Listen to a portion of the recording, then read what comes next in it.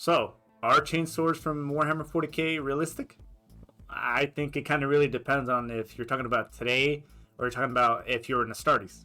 Now, obviously, Warhammer, you're not necessarily going against humans all the time, right? I mean, sure, you might have a couple planets that are rebelling, but you're going against demons, you're going against orcs, Tyranids, Eldar. I was about to say space elves for some reason, which, I mean, they're technically the same thing. But this video is by Shadiversity. I can never say the name right. I was actually subscribed to this channel for a while, and eventually I just got this as a recommended video, and I thought, hey, why not? See if it's realistic, because I don't know if he's going to talk about this in terms of the 40k universe or talk about it in terms of today. In terms of today, maybe not, just because there's not necessarily the amount of forces that you would see like in the 40k universe, right? Like the Green Tide with the orcs. So you're not going to be wasting all your rounds and then having to resort to actually having a fight, like hand-to-hand combat, right?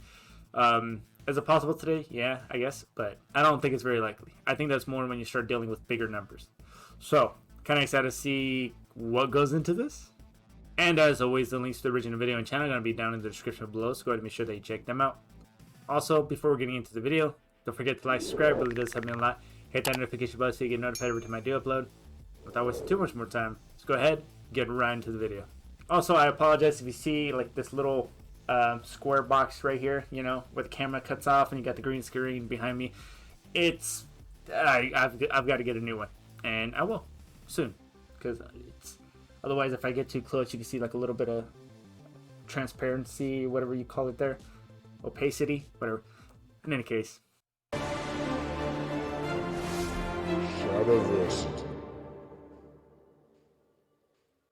I kind of got his name right, Shadiversity. Greetings. I'm Shad, and that was a little odd. As I was saying, I want to talk about the chainsword from Warhammer 40k, or 40,000, 40k. 40-something. Now, specifically, what I want to look at is how practical and useful would this weapon be in real life if it actually existed? And there's a couple of things that we do need to take into consideration when we're endeavoring to analyze this really cool pop culture weapon. And the first one is, I guess, the properties that exist in its fictional universe compared to the real world. We can't really transfer certain elements like the materials it's made out of and stuff, but we can try and figure out how those things would affect it if it really operated in real life. So I'm going to look at, could we make, like if you were to get a chainsaw and turn it into a sword, how effective would that be just with our normal technology? And then how effective and realistic and plausible would one be with certain science fiction properties that they're able to give the Warhammer version, which, for instance, the tooths are made out of a monomolecular material, which is actually a really cool thing. Now, not all of them are, but only some of them are. And the other thing to mention is that in Warhammer 40k, there's quite a lot of different chain sword-like weapons, okay? There's one on, like, a polearm, okay? There's ones on the end of their guns, like a bayonet kind of thing. I just want to look at the classic and iconic standard version, okay? The chain sword used by the Space Marines. So to begin, just looking at standard... Real quick, did anybody just... I mean, because I just realized it right now. When you stick it on a gun, it's like, that kind of reminded me of Gears of War. I don't know if Gears of War drew a little inspiration from it, because as far as I know, Warhammer existed before it. But I don't know. Seeing the chainsaw though, I just realized, I mean, it's got to be powered by something, which sounds dumb for me just realizing that, but I never thought of it. But I mean, unless it's gas, electric powered, I don't know. Maybe, I don't know.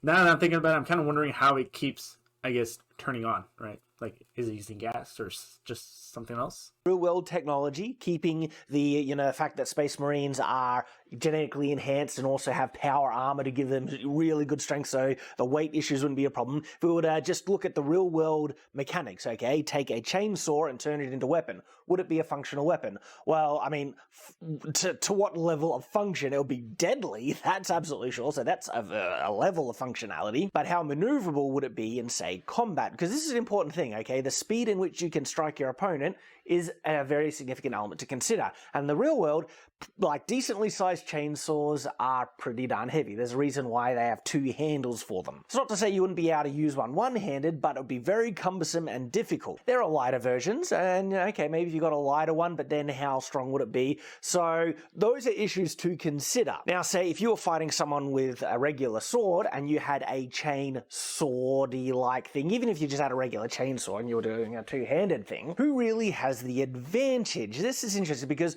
as soon as the chainsaw hits your opponent, depending on if they're wearing armor or not, it's going to be doing damage. But the question is, how easy would it be to hit your opponent in this instance? It doesn't have much reach, okay, and so if someone is using a regular sword and does, a long point kind of stance to keep your opponent at bay, they don't want to engage the actual chainsaw thing because it obviously will damage the sword to some extent, but not completely, because chainsaws, they have trouble, all right, cutting through metal, and I'm thinking of like the diamond-tipped ones, but that's really grinding actions. No, regular chainsaws can't cut through steel unless it exists online. Chainsaw cutting. I mean, I don't know as far as chainsaws go, but I know there's definitely certain power saws, right? I'm trying to remember from like wood shop and things I've seen. Yeah, I mean, they definitely use saws, although the difference between the saw and a chainsaw, I would assume it's just because maybe like the teeth on the chainsaw would probably be a little wider, right? Yeah, well, oh. Steel cutting chainsaw. Well, there you go.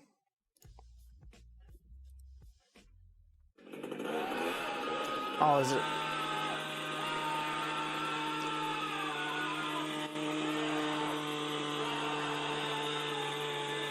I mean, you never know with the internet, okay? Well, it's a very slow process, and it's obviously purposely made for this thing, and it's even got water on the blade so it won't overheat. So, of course, I mean, there are issues. It's possible, but in a regular just clash between a sword... Wait, you said water on the blade so that it wouldn't overheat. I just realized, yeah, because overheating would definitely be an issue. But then again, that's also an issue like with guns, right? Was it sustained, cyclic, and rapid? As far as like guns having a certain amount that they'll shoot, don't even try to ask me how, like for example, like a barrel change on the 240, right? Because you want to make sure that the barrel's not overheating, so you do a quick barrel change. I forgot what the time was for it, or the times, or I think cyclic was like about a minute. I know people are gonna in the comments say like, how do you not remember that? It's been a while, but that definitely, I mean, as far as with anything and everything, there's always a matter of something overheating, whether it's gun, in this case, chainsword. So it's actually bringing quite a bit of things that I hadn't really thought of. I just thought of it as a sword, right? Blade and a chainsaw, it's not actually going to chop through the sword, because just like even with a regular chainsaw that's not made to cut through metal, just wood and stuff, you need to hold the chainsaw on the material that you're cutting and continually push, okay? It's a slow, and when I say cut, it's not really cutting, it's sawing, and a saw action is quite different to a cut, okay? A sawing action is actually removing material, where a cut is using pressure on a very, very fine point to separate and force apart material. I'm going to get more into that later, because I think this kind of idea, the sawing versus cutting, actually has an interesting mechanic in combat, but you do need to incorporate some of these fantasy sci-fi elements to make it more practical. In the real... Also, real quick, so like if the teeth are facing down, right, on the chainsword, and if it's going to collide with like a regular sword, right, if it is not able to, I guess, break the sword, as kind of like how he said, but it would definitely do some damage to it. If the teeth hit the sword, could that mean that it would make it like deflect, right? If they parry it, like it would make you like come back with it. Oh, my hair! Look at that. It would make. Oh God, that's gonna be bothering me the whole time.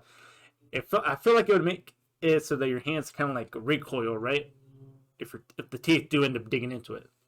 And now I can't get rid of it. Look at this. Oh my God. Whatever. Just don't pay attention to this In real life, swords can do devastating cuts very quickly, even cutting people like in half, limbs off and everything like that if it's a hefty enough sword and you get a good strike. The cutting action is quick and the result is devastating. With a chainsaw, on the other hand, you need to land a strike and then hold it on to... Jeez, I'm picturing like horror movie like Texas Chainsaw Massacre. But it needs to be held onto the person, opponent, and pushed in. You don't often get huge, opportunities to do that when someone is actively trying to defend themselves with a weapon, and even say armor or shield or something like that. Now, of course, the response is you don't really need to hold the saw onto a person, opponent, very long to do some pretty devastating injury, okay? The cutting and sawing action, ripping out, material could easily incapacitate someone with just a solid strike, and it just goes for even half a second. That can be enough. It won't really chop someone in half, but it can be so devastating that actually might stop your opponent from defending themselves, which will then give you time to finish the job. But the trick is to land the strike, and because this is a heavier, cumbersome kind of weapon, I actually think it'll be quite difficult, especially if you don't have reach or any other kind of advantages in that regard. Even if you were to change the way you held this weapon into a sword-like configuration to get a bit more grip, it would be very top-heavy and very difficult to use. Alright, so now let's look at the more sci-fi fan... Alright, real quick, I had to take a quick pause because the thing was bothering me, but I feel like I fixed it, right? None of that little... Okay, looks good. All right, so the part I just realized too, as far as like where the little engine would be the part that actually makes the saw, spin. If it's all, I would think it would be in like it just like above your hand, right, on the handle, or like the little guard. I think that's what it's called, right? Yeah, but then it would also I could see it definitely being like top heavy as well, right? Because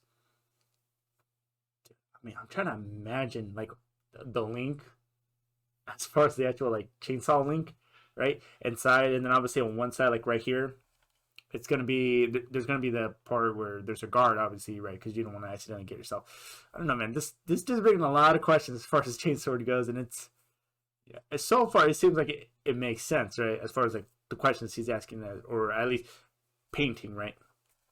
It's kind of hard to get out, but yeah. Fantasy version of it, where it actually takes into account some different properties, like the people wielding them having superhuman strength thanks to genetic engineering and the power armor, and the fact that these blades can have the sword, tooths can be made out of monomolecular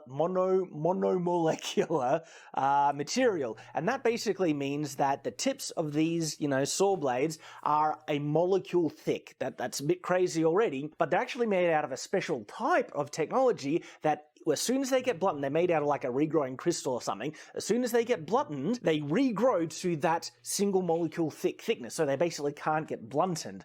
That's very significant, because that basically means this saw would be able to chop through anything. Remember how I was saying, it's difficult chopping through metal with a regular saw, but it can be done, but it's slow, and you have heat issues. If this thing can just gouge into any material thanks to these sawtooths being so darn sharp, and it can just remove it, well, it's not going to run into much resistance. The next thing that's going to affect its speed in cutting is the speed in which the chain rotates. We are kind of limited with technology in the real world, but in a sci-fi setting, this, chain blade could be rotating at an unthinkable speed. So that means it wouldn't be a slow cutting action. This thing could slice through something really quickly, because you don't need to wait for the chain to continually remove material. Just going, it can be really, really quick. So the question then, it's effective, it would work, okay, especially with sci-fi tech. Yeah, if you think about it too, every Space Marine I've seen use it. Even I think I saw an Imperial Guard see it. I don't know if I'm wrong. Correct me. They're all using it with one hand, So obviously the Imperial Guard, if it does that, I'm pretty sure they do use it. Yes, because Commissar Yorick, right? All using it one-handed, right? And it looked literally damn near the same size as the Space Marines, although it could have been smaller. For obvious reasons. But it's one of the things that, as far as taking into account, I could see it in today's world that someone, yes, definitely double-handed. But, I've seen everybody use it with one sword, or one hand in the 40K, so. technology, would it actually be better than a regular sword? Because you could make a sword, and in, Warhammer 40k they do, out of this I can't say the word!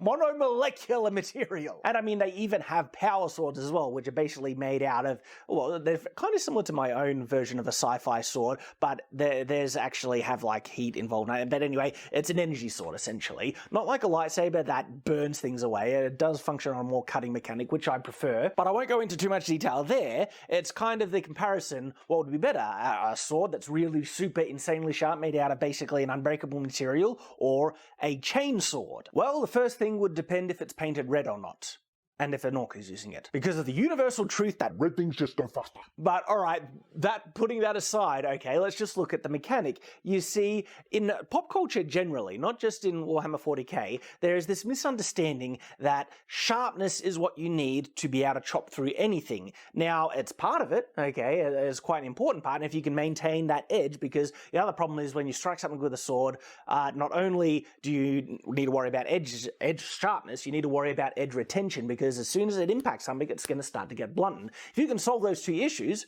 okay, that's going to help.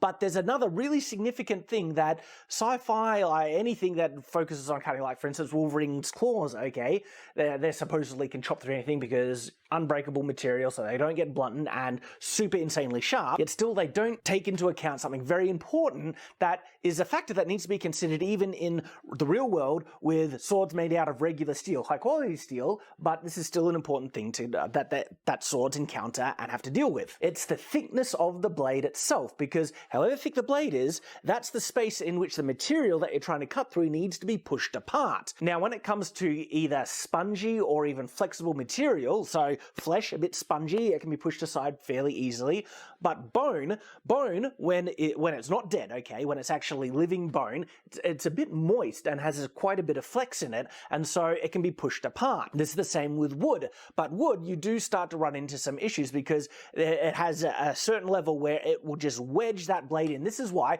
when you strike something, okay, wood is not stronger than a sword steel blade, so it's only going to blunten that edge very, very minutely. But still, swords get stuck in wood when you try and cut. It's not because of the sharpness that they're getting stuck, it's because of the thickness of the blade and the wood pressure wedging the blade in. So you could have a sword.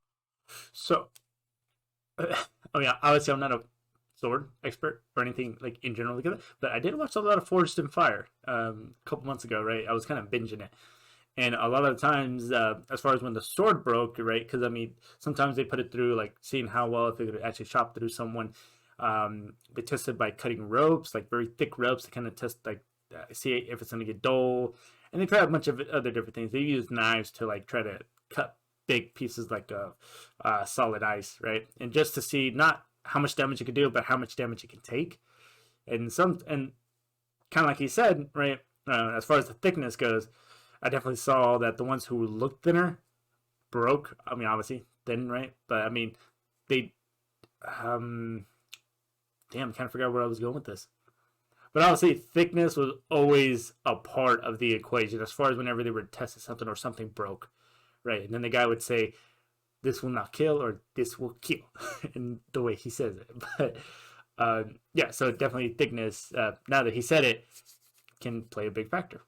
I gotta watch more Forged in Fire, man. That show was so underrated. It was really good. Sword made out of an indestructible material, okay, that is sharpened to a molecule thick, and it would still get stuck in a tree if you try and chop a tree, of any significant size in half. So one way to fix this is by making the blade incredibly thin, okay? If you can make it to, like in my own sci-fi sword version that I made, and I actually explain it when I'm explaining the problems with lightsabers video, the blade is basically a few molecules thick, but it's thick enough so the molecules can't kind of just reconnect once they're separated because of the pressure and the cutting action, but it's so thin that it just goes through without any resistance. So that's a cool mechanic. But another way to fix this is actually the chainsaw idea. This tree's a heretic. Cut down the trees, brothers. Okay, a chain sword would solve the issue because unlike a monomolecular sword that would have the same issues of getting jammed in things, the chain saw isn't trying to separate something in a cut through pressure on a very fine edge. It's actually just going to remove the material that's in the way. It's sawing it out of the way, literally. This means the chain sword would not get stuck in any type of material, no matter how strong that material is. And because it's made out of such an insanely sharp and unbreakable, sawtooth things, it doesn't. Okay, so a big part of it, then at the end of the day, it seems like as far as the material that is made up of, right? Which obviously we don't have here in this time. So it seems like it would be unrealistic in today's world, right? Maybe as a intimidation factor, right? If you were trying to intimidate someone, but it would have to it would definitely have to be a lot shorter, a lot lighter, maybe light material. But yeah, it's starting to seem like it's only going to be sci-fi based. I mean, unless we discover like new materials on like different planets and whatnot.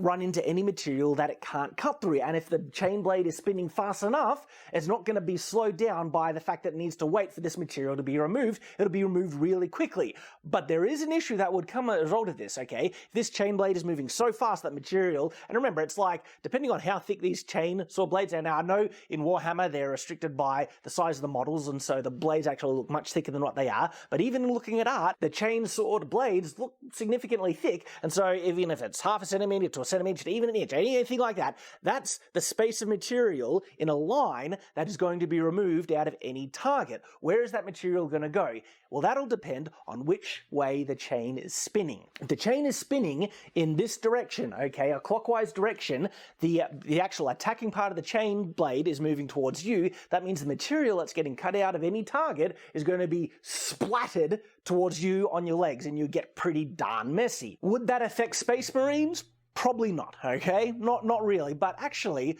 if you're cutting through metal, and these are tiny flakes of, and like, metal armor, the armor in Warhammer 40k is also really advanced, so this metal is like really hard, solid stuff, and because of the, spinning blade, the material that's being sawed out of the target, it will be getting ejected at a very high speed. Could that damage the armor? Probably not, it's probably too small, but if they're not in armor, and they're attacking something that is in armor, and you have these tiny flakes of metal being, like, literally shot at you at really high speeds because of the speed of the spinning saw blade, that could actually injure you quite significantly. So, how to fix this? Another option is to reverse the spinning motion, have the saw blade spin counterclockwise, and so the actual striking motion, the blade is spinning up. Two other things actually come in, I guess, you need to consider when thinking of a... Did they ever say that or is that ever said anywhere in the lore as far as to which way it spins? Because from what he's saying right now, as far as it being counterclockwise, right, it would definitely spin it towards the other person, which, considering the armor and him saying like the pieces of metal, you definitely want that to go at the enemy, right? Not yourself.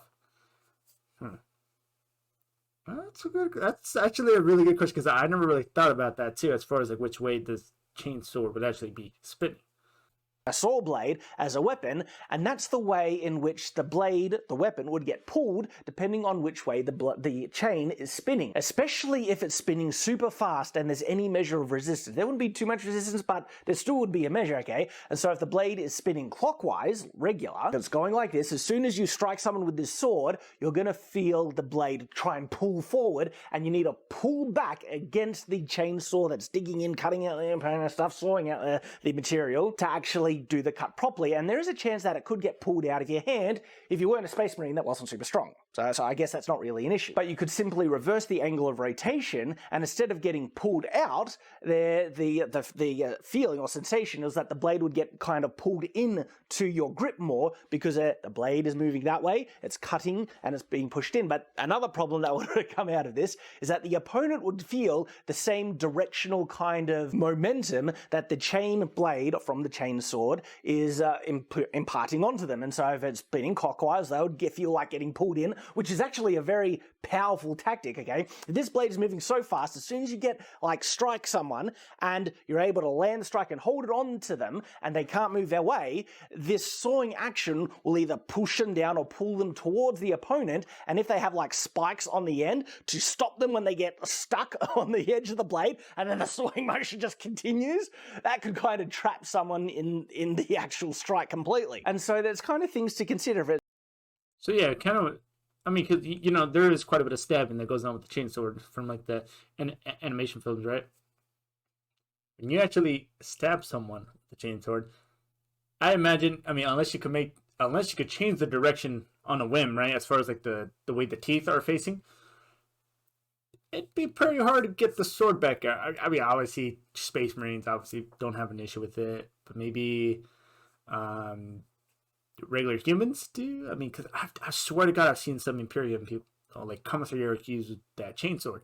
I mean, unless they try to push them off with their foot, you know, like a Sparta type kick, but that's only the really way I feel like that would happen. Unless you're a Space Marine, you could probably just pull it right out.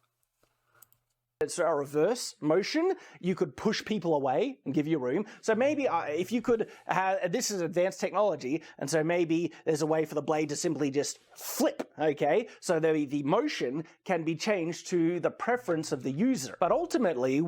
Called it. But then again, I feel like you would have to rely on, if it's just buttons, right? Hopefully those buttons don't break or something.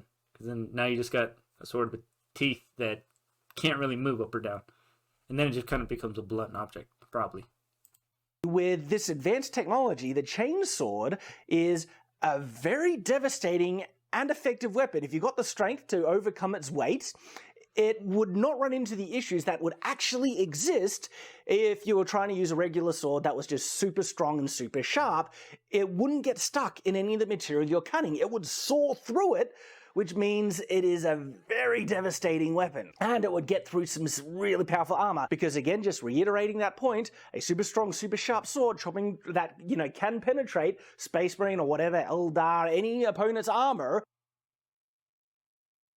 it'll actually get jammed because this armor is super strong and it'll just problems, eh? So there we go. Chainsword. Plausible. Devastates, nasty, but in the real world, again, issues because of weight. So these are my thoughts on the Warhammer 40k chainsword, and there are some really unique things to consider about it, which answer problems that just generally exist with sword use. So there we go. All right, well, I hope you've enjoyed. If you've got any thoughts that you'd like to share, please do in the comments below. Really look forward to reading them. Hope to see you in the next video, and until that time, farewell. Oh, dude, he's got one about guts. I watch anime, so. Alright, let me just go ahead and move my little head there. Alright, so real quick question. That's the first thing I got. As far as, oh, I almost forgot to say, like, hey, let's go ahead and talk about that for a minute. I forgot about that. But in any case, do you think that the people who were writing, as far as the writers, right, as far as like 40k goes, do you think that they made a lot, like the chainsword, for example, with all this in mind? And then they could just say, well, hey, you know, Space Marines are just incredibly strong, so it doesn't really like hinder them at all. Or do they just kind of go like, yo, I'm telling you, chainsaw and a sword, what's up, right? Is that kind of how it went? And it's like, hey, this just looks so effing cool, just go ahead and do it. I mean, no one's gonna really like try to break it down as far as how it works, plus it's sci-fi. Well, we found someone who broke it down and actually brought up quite a bit of good questions and pretty good like analysis as far as like how some of this would I guess like have to be not necessarily altered for us to use it, because I mean, obviously if someone like in today's world would try to use it, I feel like it would just be encumbersome. I think that's the word. So I mean, that was really interesting as far as like seeing like not only the weight but also talking about the direction of the chainsaw teeth, right? The way they're rotating, as far as it pulling you or like pushing you back. It's like stuff that I never really thought about, which is actually pretty cool to think about, because I mean, I know somewhere, some way, someone's probably tried to make this. I think I saw a picture at some point. Those guys that Men at Arms, the guys that like to make swords. I know they made a gut sword, right? Damn, if they did, I gotta see that video. But yeah, that was honestly the biggest thing. Just a lot of questions that I didn't really think of initially. Right, I feel like I did kind of hit the thing about saying like, hey, can you change the rotation of the actual teeth? So I thought that was pretty cool, right? I have a couple wins every now and then, but as far as that goes, that's gonna go ahead and do it for this video. Thanks for watching, thanks for your patience, thanks for coming back, and as always, I'll see you all in the next video. Bye.